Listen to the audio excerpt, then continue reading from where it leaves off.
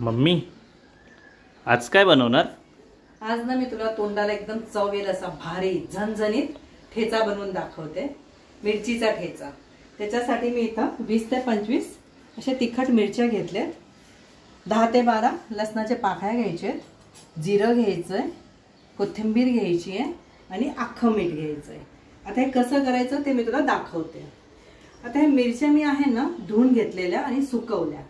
आपण धुवून सुकवून घ्यायचे, त्यामुळे कसं तुम्ही जेव्हा ते परततात ना तव्यावर तर ते उडणार नाही। म्हणजे मिरच्याला धुवून चांगले सुकवून घ्यायचे।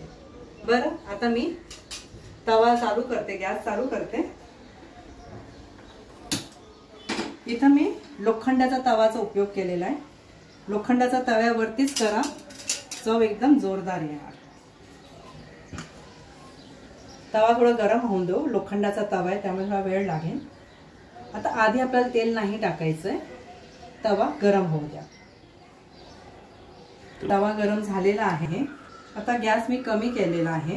ह्या मिरच्या तुम्हाला असे अख्खे नाही टाकायचे। आता आपण असे मिरच्याचे तुकडे करून टाकूया।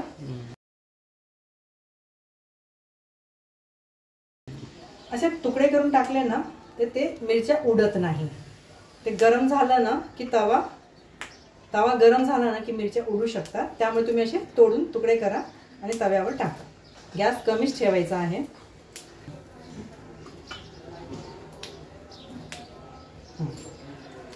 मिरच्या असं मीडियम गॅसवर तुम्हाला भाजून घ्यायचे। मिरच्या चांगल्या भाजून घ्यायच्या, त्याच्यावरती डाग येतील तोपर्यंत मिरची तुम्हाला भाजायची आहे। हे बघा, असे तुमचे मिरच्या चांगले भाजले गेले पाहिजे। तुम्ही बघताय ना, बघू शकताय कसे डाग आले त्या मिरच्यांना। आता गॅसची फ्लेम तुम्हाला कमी करायची आहे आणि मध्ये असा खड्डा करायचा। आपण आता त्यात थोडं तेल टाकणार आहे। 1 ते 2 चमचे सारखं मी तेल टाकलं आहे। बघितलं कसं उडायला लागलं सगळं। आता मी त्याच्यात 1 ते 1.5 चमच्यासारखं जिरं टाकणार आहे आणि लसणाच्या पाकळ्या टाकणार आहे।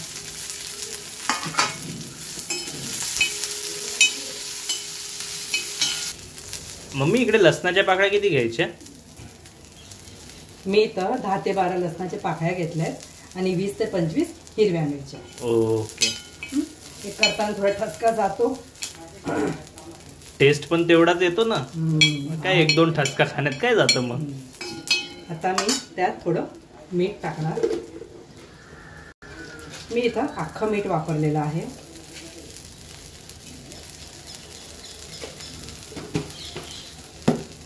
मीठ टाकून परत मिक्स करायचं चांगलं। आहा, किती छान, किती मस्त भाजला गेला बघताय तुम्ही। असा भाजला गेला पाहिजे। थोडी बारीक चिरलेली कोथिंबीर टाकायची। कोथिंबीर टाकल्यानंतर पण थोडंसं भाजून घ्यायचं। गॅस बंद करायचा आणि जरा मस्त असं भाजून घ्यायचं, सगळं मिक्स करून घ्यायचं। आणि हे गरम असतानाच तुम्हाला वाटायचंय। आता आपली मिरची, लसूण, कोथिंबीर, जिरं मस्त भाजून झालेलं आहे। आता मी इथं दगडाचा खलबत्ता घेतलेला आहे, त्याच्यात मी त्याला चांगला ठेचून घेणार।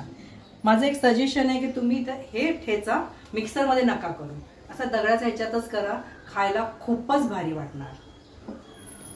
आणि ते गरम असतानाच तुम्हाला करून घ्यायचं आणि काही वेळ नाही लागत, पटापट होणार ते।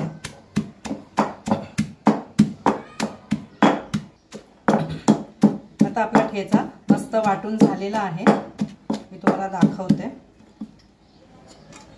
हे बघा किती छान मस्त ठेचा तयार आहे। खायला एकदम भारी आणि झणझणीत मिरचीचा ठेचा तयार आहे।